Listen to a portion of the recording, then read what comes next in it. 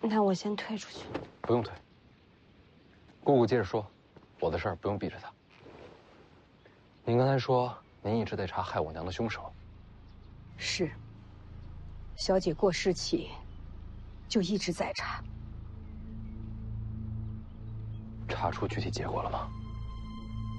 小姐离世时，奴婢和大将军才发现她身负重伤。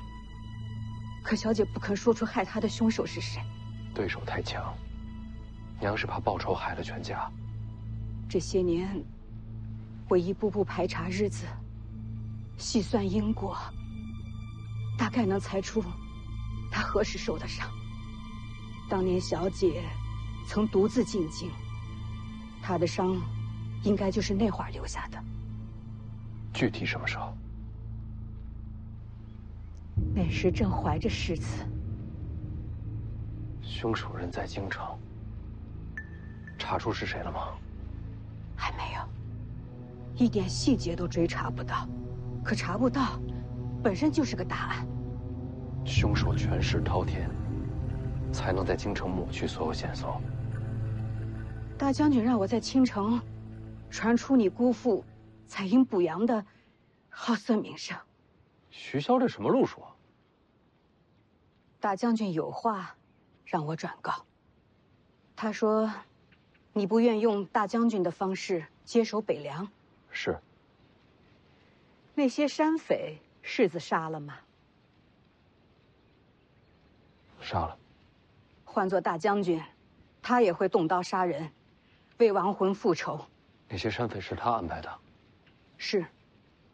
官府四面围堵，就是将他们逼到青城。这些人是为世子施刀锋的。大将军还猜到你会孤身闯宫，他事先就说过，这心机手段和他行事并无二致。他说你想走一条新路，可到头来都在大将军为你铺好的路上。我知道世子始终记恨大将军不肯追查小姐的死因。世子，你要明白，此事牵连甚广，必须保密。我明白的。大将军说，你不愿杀人，可事实证明，该动刀的时候，你一样不会手软。世子和大将军，其实本质是一样的人。不，我和他不一样，我不会牺牲家人。世子和大将军的事儿，我不便多说。可大将军和我说了，等你闯上青城，我就把这些年追查到的所有细节都交给你。从此以后，无论多少年，哪怕我和大将军都不在了，可你一定要追查下去，替小姐报仇。他不说，我也会查下去。世子，稍等，我去给你拿些东西。好。抓得太紧了。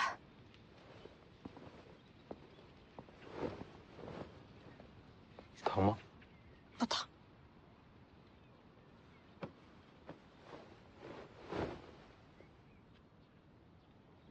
对不起，你怎么也不很疼啊？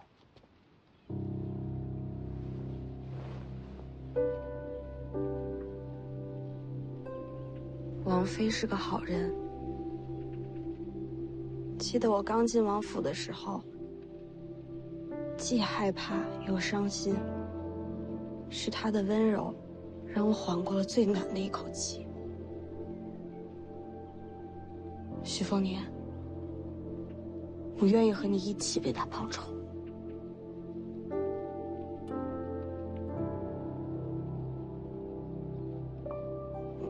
但我和你还是照样势不两立的。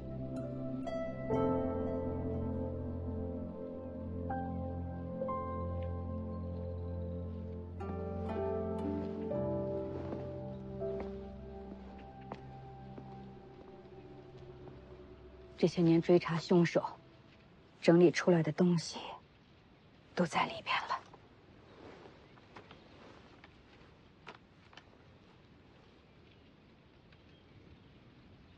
姑姑何时嫁给了吴灵素啊？在入神霄派之前就嫁了，当时有了世珍，她和世子差不多大。人在哪儿？在京城。你姑父被封青城王，受命与北凉抗衡。说起来权势不小。是被当成了人质。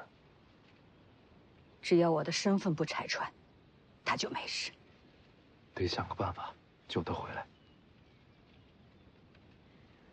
他的事，世子不用担心。你好好看这个。看完烧了。姑姑去哪儿？我有些事情去办，一会儿就回来。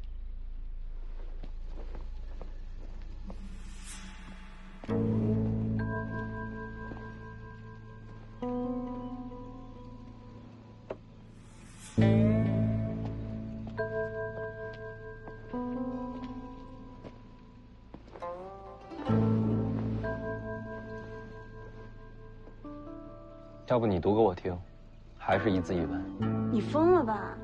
你姑姑隐姓埋名查了这么多年，多重要的事你让我来读？没事儿。你自己看。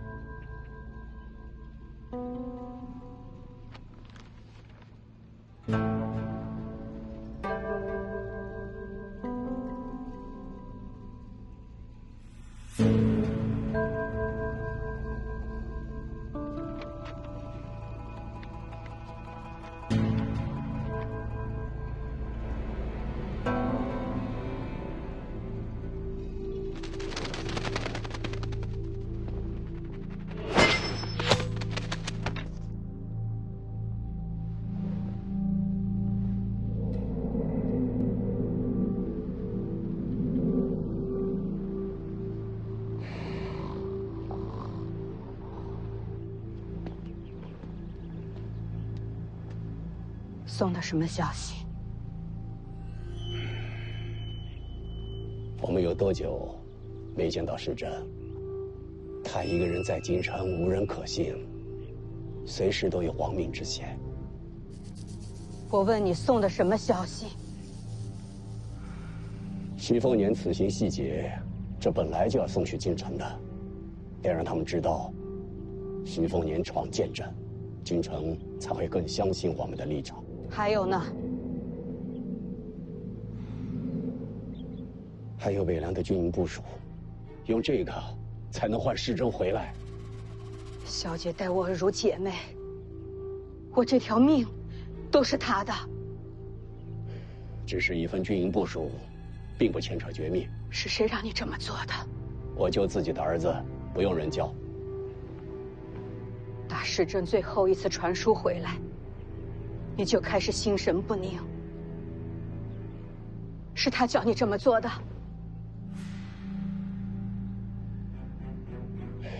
世珍也是想逃离险地，和我们团聚呀。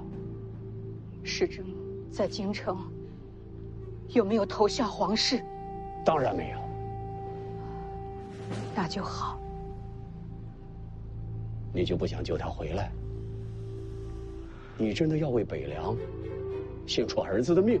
大将军已经启程前往京城。他跟你说过要救世珍回来？没说过。那你怎么信他？如果这次京城之行，大将军没有带回世珍，那我就亲自入京，救回儿子。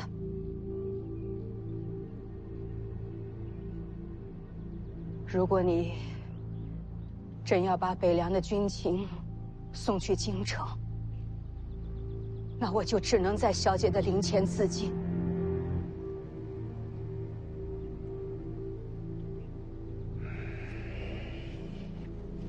好吧，我不送信。这些事不要讲给世子听。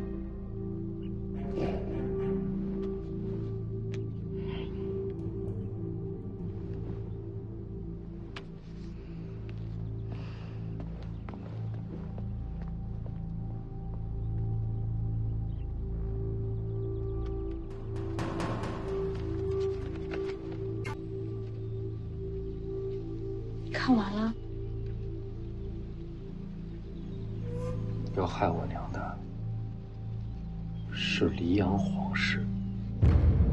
不是没有具体线索吗？这上面记载了我娘进京的具体时间。2个要点：一，刚怀了我；二，当时京城正要给徐孝封王。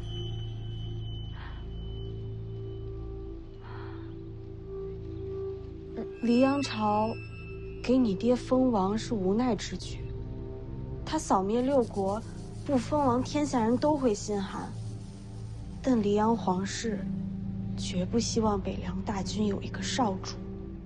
所以我娘怀孕，是皇室最害怕见到的事情。那你的仇人是黎阳皇室啊？是。这结论你爹也能推出来，他为什么不起兵杀进京城？北凉若反，天下必将分崩离析，又不知道要死多少人。因为这个仇都不报了。不是不报，是不该拿天下做筹码。什么意思？当年若真是出动大军，我娘不可能活着离开京城。我想皇室也没那个脸面明着出手，是暗中劫杀。我娘是吴家剑种近100年来第一天才，要想杀她，定是高手，恐怕不止一个。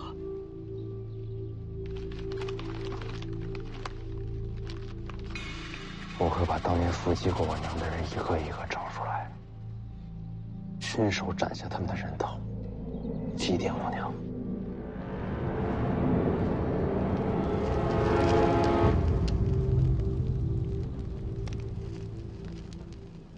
总有一天，我会亲自去京城查明真相。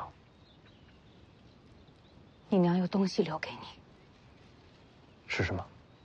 跟我来。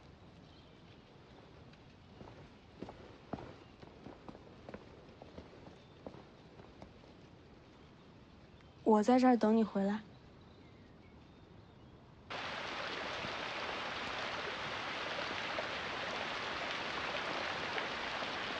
这儿已经离青阳派很远了吧？青阳派太瞩目，小姐喜欢清静。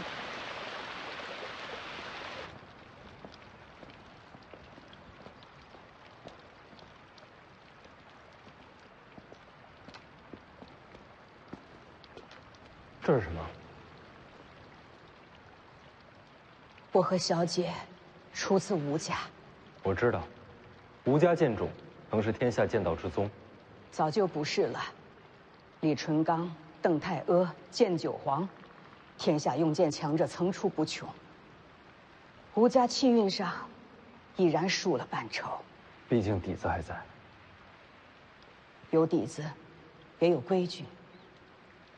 当年吴家不许小姐和大将军相近，小姐和吴家决裂，白马走辽东，2人才走到了一起，也才有了世子。吴家一定气疯了。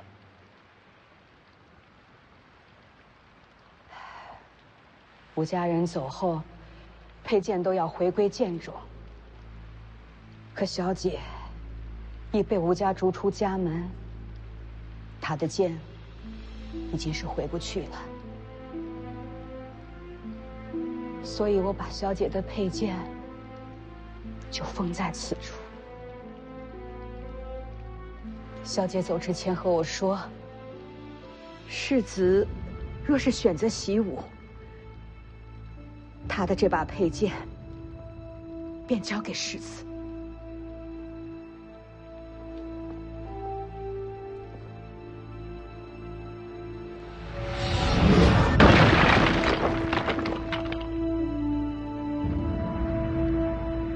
北凉纵横天下，小姐手中剑曾让天下英雄低头。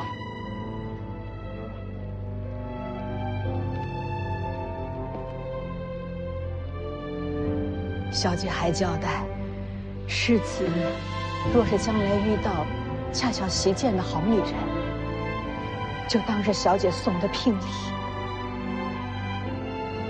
我怕是遇不到娘亲一般女子。只要是你喜欢的女子，便是天下最好。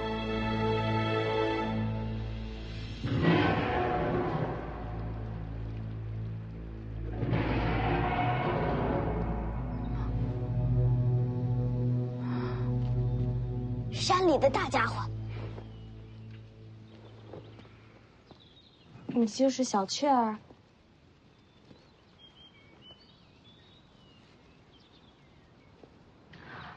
大家伙是老虎吗？是怪物。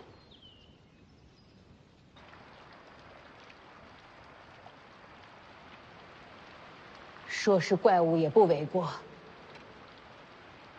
它是青城山的一只异兽，名为虎魁，凶悍无比。姑姑见过，交过手，它奈何不了我，我也奈何不了它。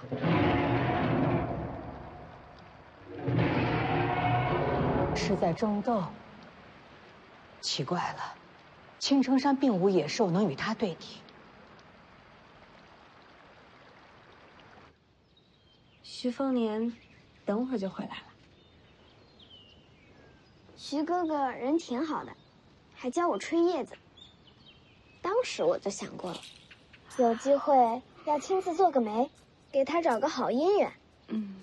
不过现在有你了。等一等，什么就有我了？跟我有什么关系啊？也没替他找到合适的，就是可惜，总觉得他该配天上仙女。走吧。这就走了？小雀儿，要不要跟我们一起？徐哥哥，我刚才已经把你的事儿放下了，放哪儿了？所以我就不能跟你走了。啊，留这儿也好。这次时间太紧，等我出行回来再来找你。好，我等你。一言为定。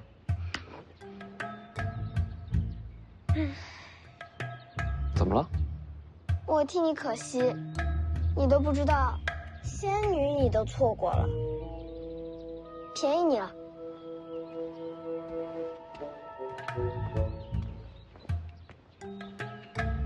我错过什么了？怎么就便宜你了？别问了，这是你娘给你的。大梁龙雀，我娘的佩剑。你不是学刀的吗？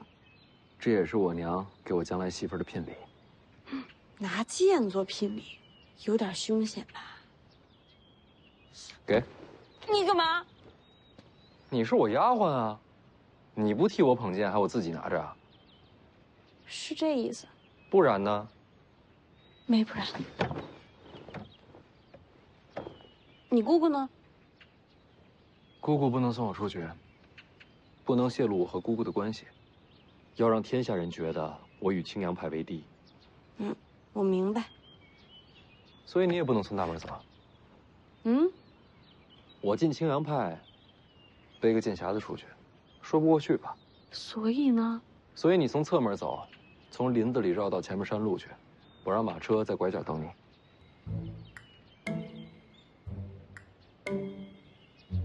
10万行不行？20。成交。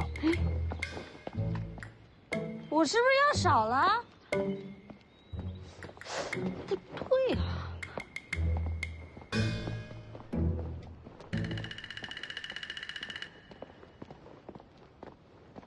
等会儿，你记住啊，贴着林子走，千万别进山。我又不傻，能不认路吗？你记好了。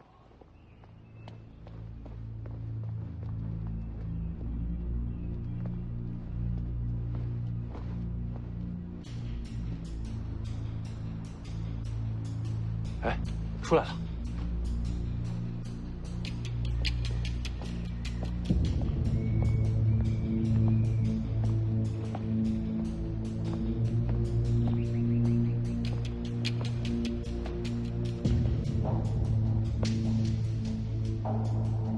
今日所赐，徐凤年铭记在心，你且等着，终有一日我会重返京城，让他走吧。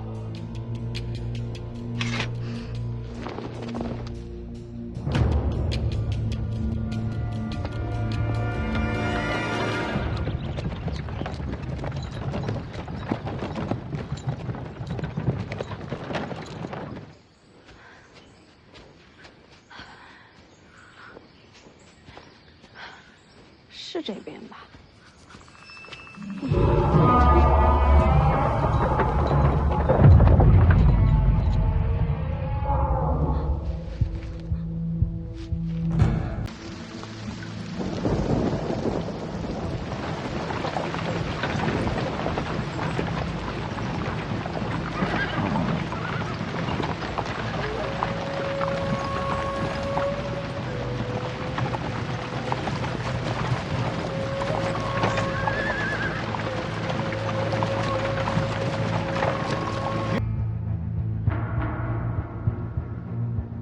无灵素人呢？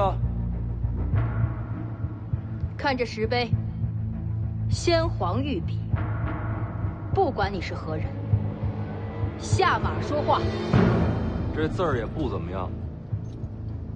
找死！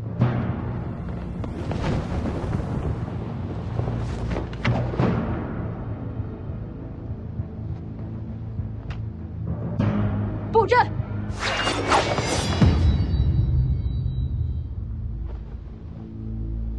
神霄剑阵，谁破一个给我看看？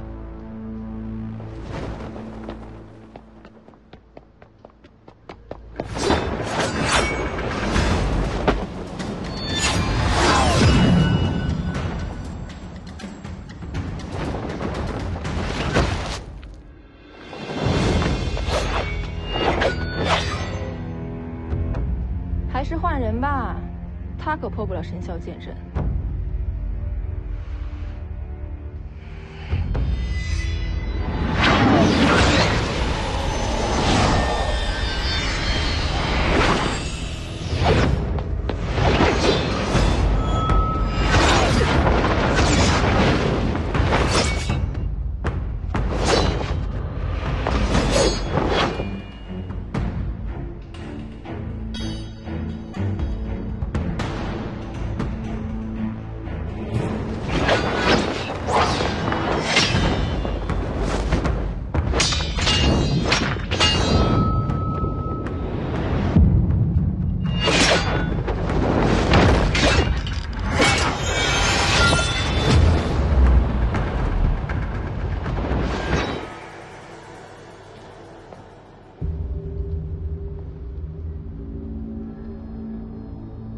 这小子是不是变强了？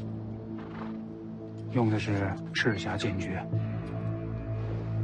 很高明的剑术吗？高明个屁！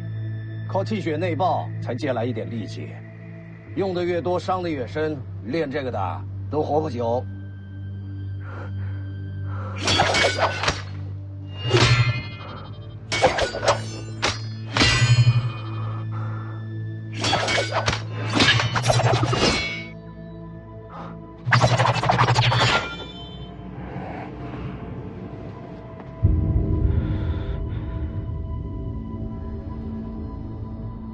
他怎么学会的？王爷给他的。许霄匡的。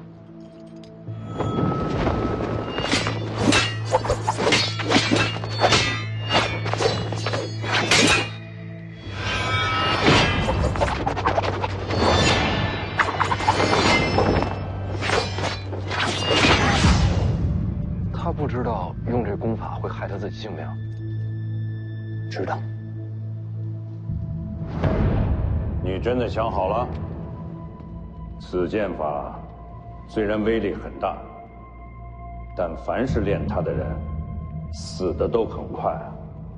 若我用命来拼，能换林家一线生机，我死1000万次，都心甘情愿。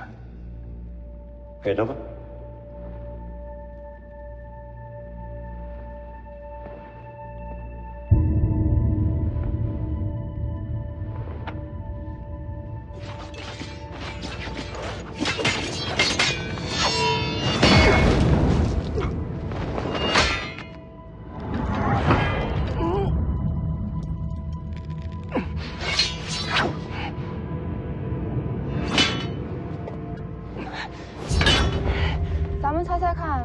要撑多久会有性增活？我猜1个时辰。帮他破阵。我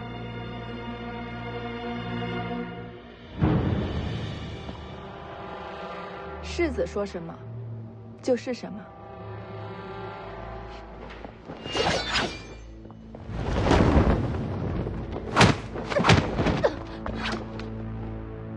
卑鄙！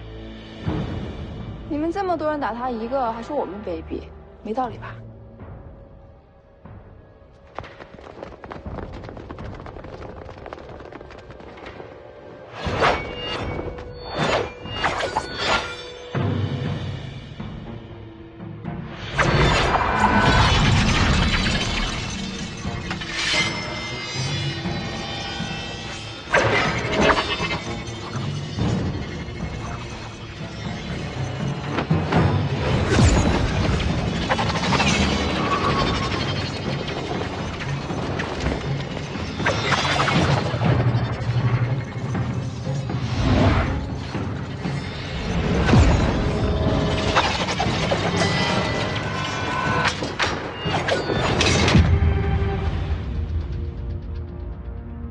方才是一霄阵，现在才是真正的神霄剑阵。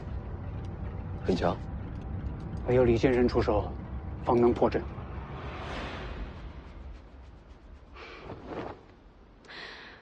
你不出手，你拜师我就出手，不出手拉倒。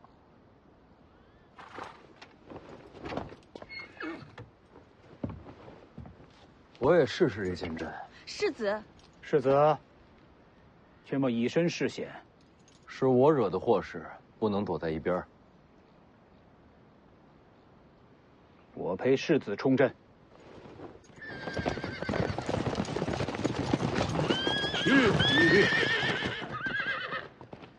世子，死伤者已送回北凉，宁峨眉率凤子营归队。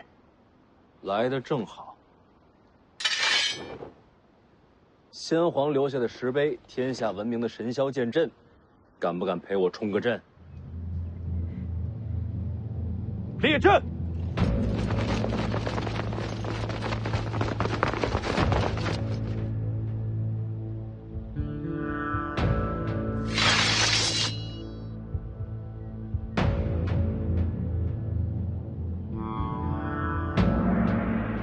阁下到底是谁？徐凤年，北凉世子。这青城不是北凉，你率众闯山，到底想要什么？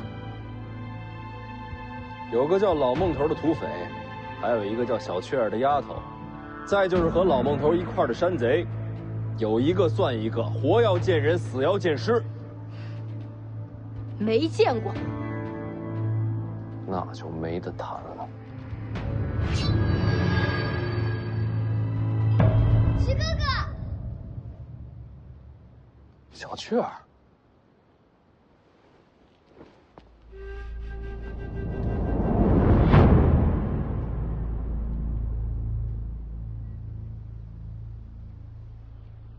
青城王吴灵素。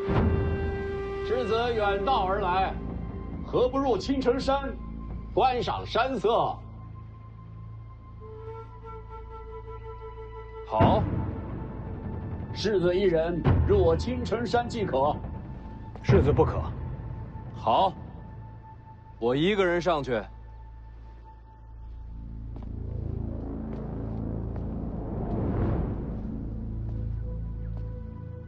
辛苦了，都退回去吧。还没到青州呢，你不能死。当然。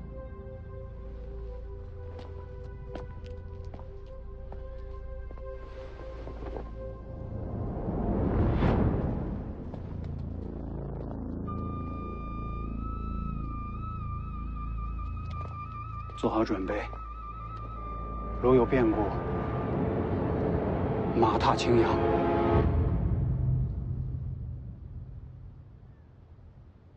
这小子是傻了，真的就一个人静下来。你这丫头，也不担心啊？万无一失的局面，有什么好担心的？你是说我肯定会出手救他？不如赌500钱。徐丰年不用你出手，一样能化险为夷。这小子刀法还未入门，不可能有这本事。赌不赌？赌。能溜进去吗？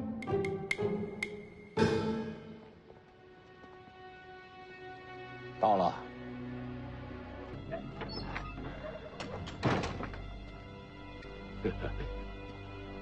我没想到，世子还真敢进来。把人给我。闯青阳派，就是为了这个山野丫头？你开条件。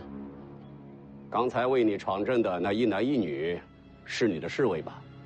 对青阳派无礼，我要他们的命。可以，把人给我，那2个交给你。世子现在就出去，把2个人都拿来。买卖不是这么谈的。这不是买卖。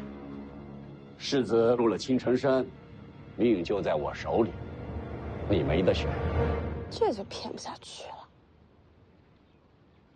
你觉得这小子接下来该怎么办？怎么办？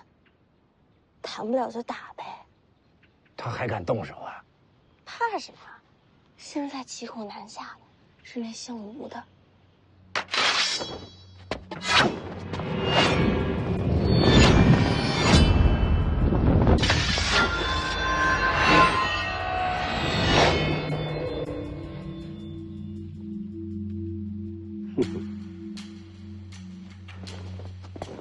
你找死吗？给你一个机会，把人给我。可现在，你的命在我手里。凤子英就在大门外，所有人都看见我跟你进了青阳派。你想杀我，先想想自己有没有本事杀光门外所有人。只要走了一个，徐骁就会带着北凉铁骑踏平青城山。杀了你，我即刻回京。我就不信徐骁能飞过来找我。不用飞。京城会把你全家绑给北凉。胡说！用你一家性命换徐骁收兵，一本万利。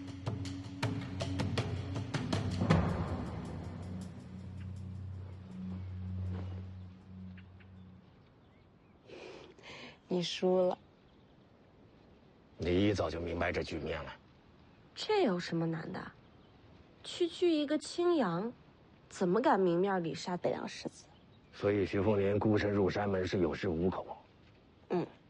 这家伙贼得很，怎么会去送死？没想到你是他的知己啊！你才知己。记得500钱。世子名不虚传。贪花好色吗？难怪他一直夸你。谁夸我？说什么呢？行了，人你交给我吧。京城那边就说我仗势欺人，皇室不会怪你。不急，有人想见你。老孟头没死，有眼光，有胆识，世子很了不起。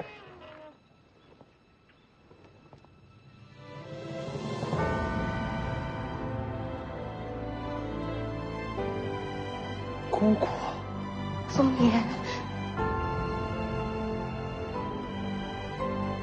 姑姑，赵玉台，你认识？我躲在听朝廷底下好些年，徐骁夫妻每次来见我，他都守在边上。他是徐骁的人。你知道徐凤年他娘吧？王妃是府上第一个对我笑的人，我到现在都还记得。他娘姓吴，来自剑冢吴家，是吴家上一代剑冠。吴家的剑主都有自己专属剑士，与剑主一起长大。这么说，她是王妃的剑士？名为剑士，各司姐妹。难怪叫姑姑。姑姑不哭，不是哭，是高兴。当年我娘死后，姑姑就没了踪迹，莫非是被她囚禁此处？他是你姑父，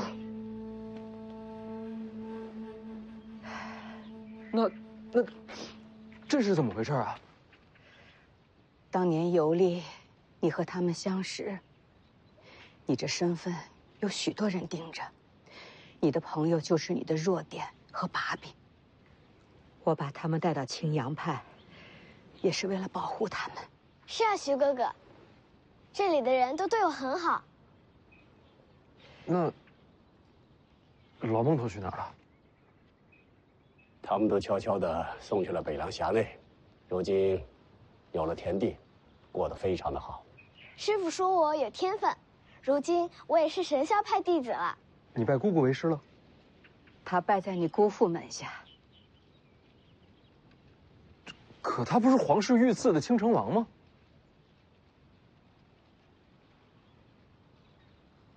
这么多年青阳派仇视北凉，全是假的？是反间，替北凉盯着京城呢。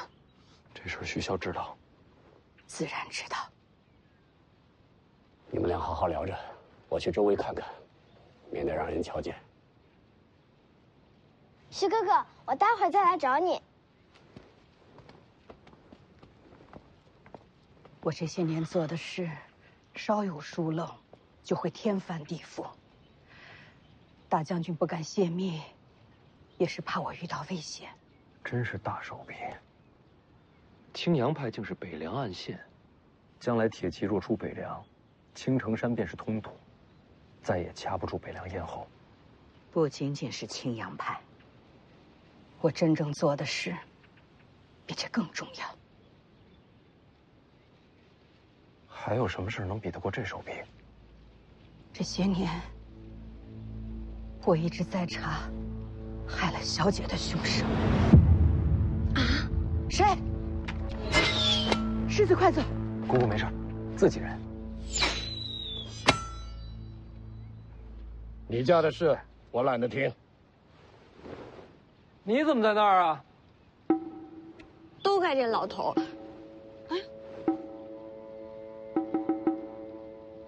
有梯子吗？我现在就下去。江妮，我家丫鬟。丫鬟，通房的？不是。这还没出来，咱们冲进去。不用了，李剑神跟江妮已经不在车里了。你是说？应该已经进去了。那就好。剑神在，世子可保无忧。哪个剑神啊？哪有第二个剑神啊？独臂的便是李淳罡。他还没死啊？还没。前辈见谅，我不是那个意思。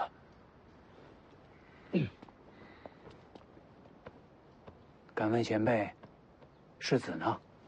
里面。那您怎么出来了？早饭吃多了，有点困，我先睡一会儿。放心吧，我把江妮留里面了。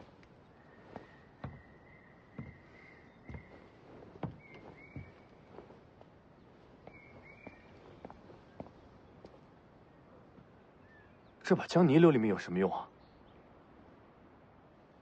既然前辈回来了，那应该是不会有什么大事儿。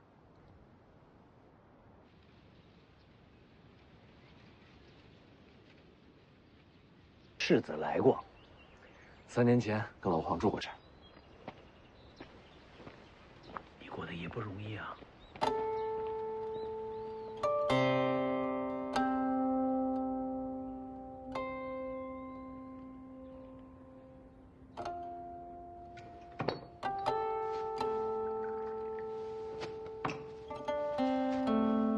苏修和吕钱塘出去捕猎了，看看能不能搞些野味回来。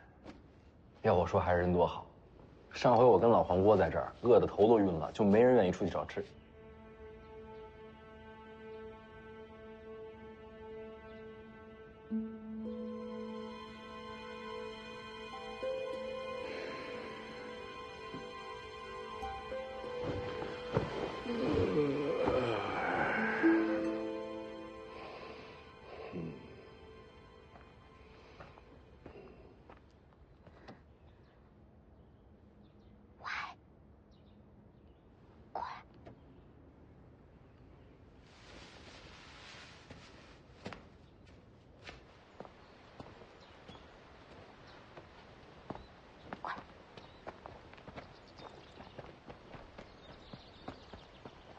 怎么？什么东西？砸人啊！凤子英不在，今晚就是最佳机会。那个吕钱塘之前不是读书人吗？看起来身手一般，我们就把他当做突破口。你倒是挺了解的。哎，你听到我说没有？就这么说定了。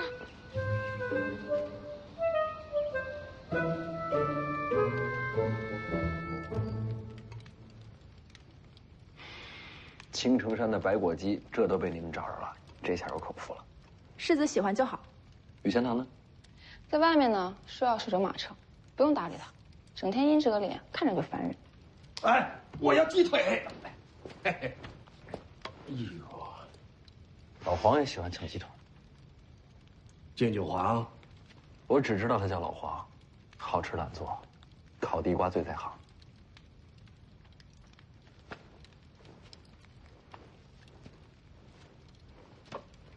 来啊，要吃自己拿。嗯。手上拿根棍子干什么？添把火。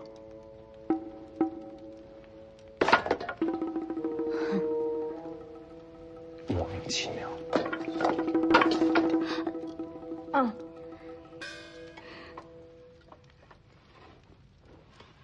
3年前，世子和老黄在这儿待了多久？有些日子。怎么会留在此处？不是留下，是被山匪抓了。这山里有山匪？是啊，看见火光来的。没杀你吗？是群傻乎乎的山匪，有老有小，看我跟老黄饿得不行，还分了半只烤鸡给我。还有这样的好事儿？到后来都成了朋友，离开青城的时候给我塞了好多吃的。重游旧地，是想再遇故人。还真挺想见到他们的。若是能看到火光，没准真会出现。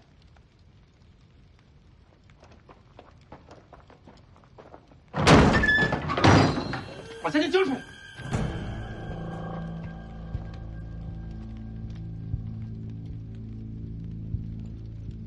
人还不少啊。这就是傻乎乎的山匪。不是他们，奇怪了，这应该是他们的地盘。世子，我常在江湖行走，依我的经验看，占山为王的山匪被换了人，就2种情况。还敢聊天？拿我当假人呐？就是。赶紧把钱掏出来！掏出来！站这边，女的站在这边来。第一种被夺权赶走，那第2种呢？被新势力赶尽杀绝。我们一个也不浪费。小丫头还学着别人拿匕首。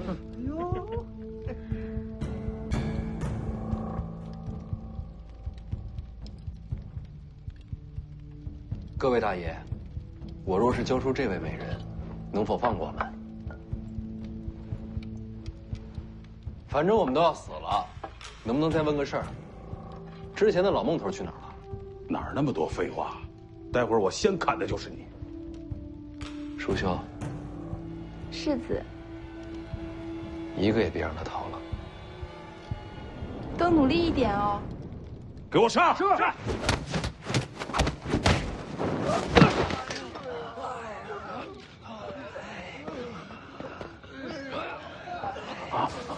别张嘴走啊！进来聊。饶命！我有眼不识泰山，还望大爷饶命。来青城多久了？1个多月了。时间这么紧，没见自己的寨子吧？寨子是原来人留下的。你把他们杀了？没有没有。但是我知道他们惹祸了。惹祸？惹什么祸了？圈个老神仙，抓走了一个10几岁的小丫头，然后姓孟的那伙人又去登门要人，结果一个都没出来。小雀儿，青阳为什么要抓那丫头？听说青阳的老神仙擅长采阴补阳，可能是看上了。抓进去多久了？我们来之前的事儿，不到2个月。大爷，你还有什么要问的？我都说了。杀过多少人？没杀过，我们都是苦人，都是被逼无奈干这个的。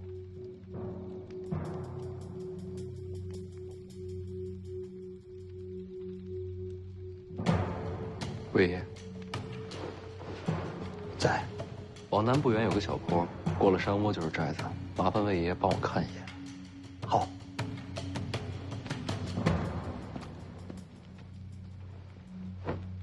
把人给我看好了。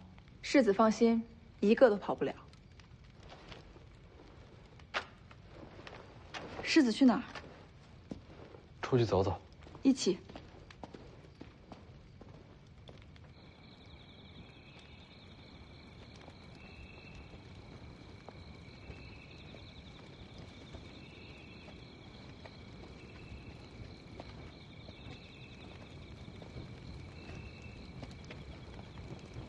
这儿便是阴阳亭，传说青城以此亭为界。山下是阳间，山上是阴间。阴阳恐怕没这么容易分清吧？是啊，这世上本就是阴阳难分，人鬼莫辨。别动。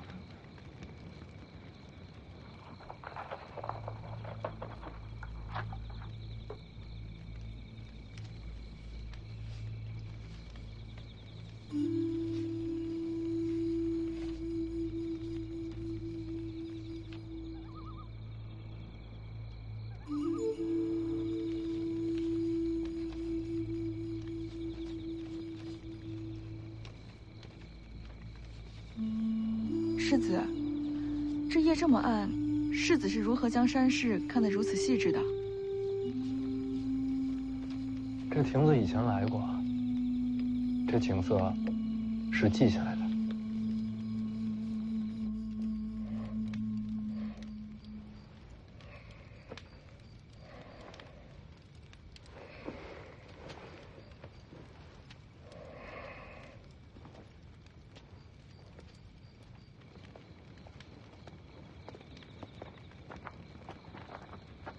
去哪儿？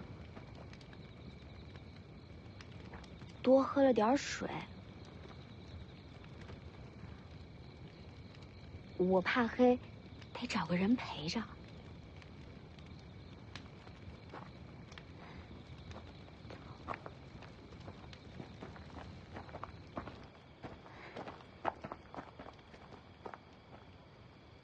又怎么了？现在人少，正好溜走。没地方可去。哎呀，你别在这儿废话了，反正你先跟我走啊，等我把猫带上。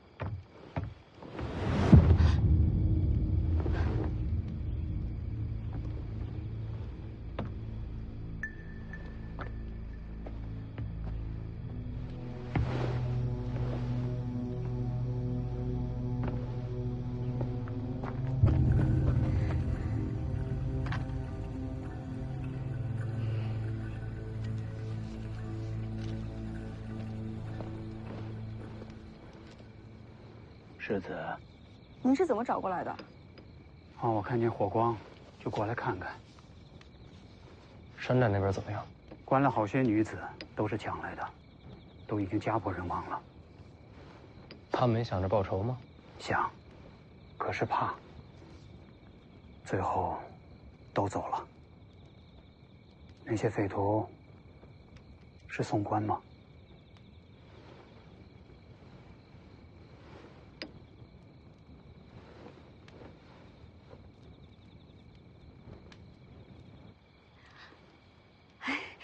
我们两个开玩笑呢，我们不想逃，我们两个。徐骁只让我保护徐凤年，其他人和我没有关系。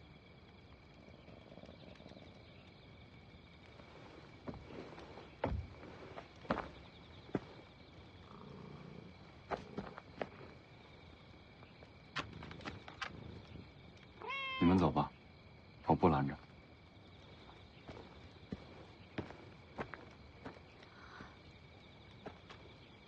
赶紧走走。不用了。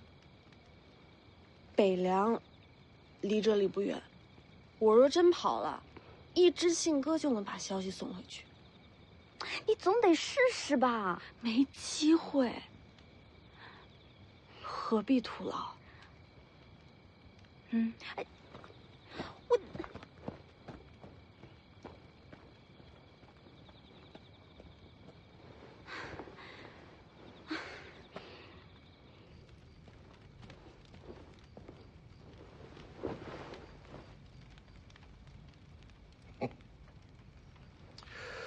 我是觉得你不想走。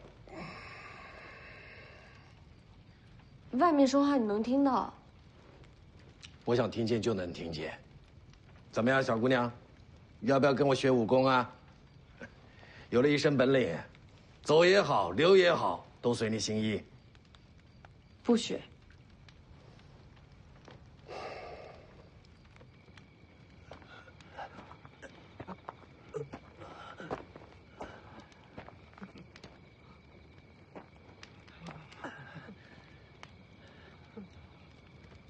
世子说了，被伤害的人害怕了，没关系，他们的仇，我们来报。什么意思？寨子里面的那些女人的话你可不能信，她们都是贱命啊！我们有很多金银财宝，都可以献给你们，只要你们放过我啊！八空。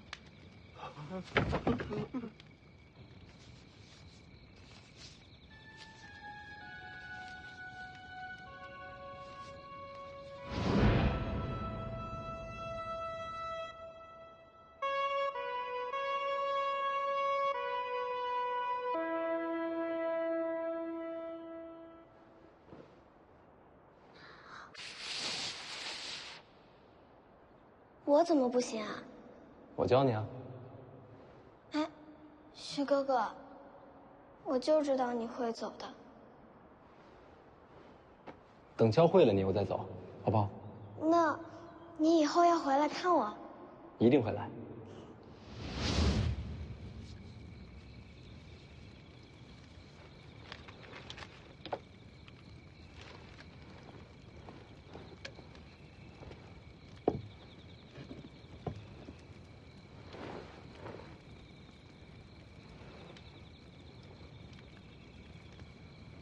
世子大宰，这是把山势都记下来了。总不能白走的是河山。人都杀了，舒修和吕全堂把人埋了。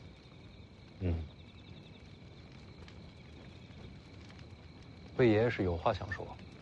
世子，为什么不把他们送去官府？我送去的人，官府未必会杀。跟北凉有仇的，朝廷都会保。当然，这些只是些山匪，无足轻重。但我就是怕万一啊，这么多条人命的仇，不想让他们有机会逃出生路。那些山匪也是罪有应得。不是所有的山匪都这样的。当年老孟头，别说杀人了，打劫的时候遇到苦命人，他还要自掏腰包。我跟老黄身无分文被他给劫了，走的时候他倒给我们好多钱。那也算义匪，根本就不能算是匪，只是活不下去的山民罢了。他们老弱妇孺都有，还有个小丫头，叫做小雀儿，天天缠着我跟我学吹叶子，还老是偷老孟头的肉干给我。就是那个被抓去青阳派的小丫头。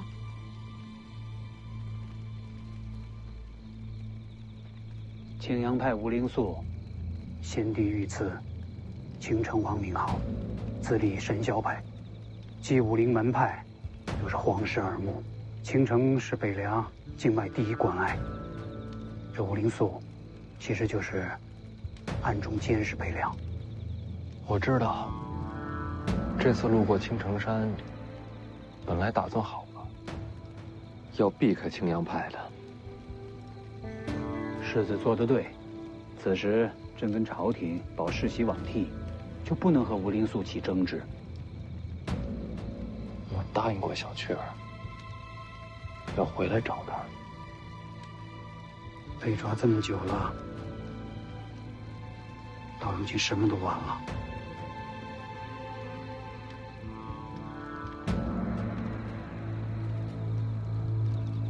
是啊，晚了，救不了了。收了吧。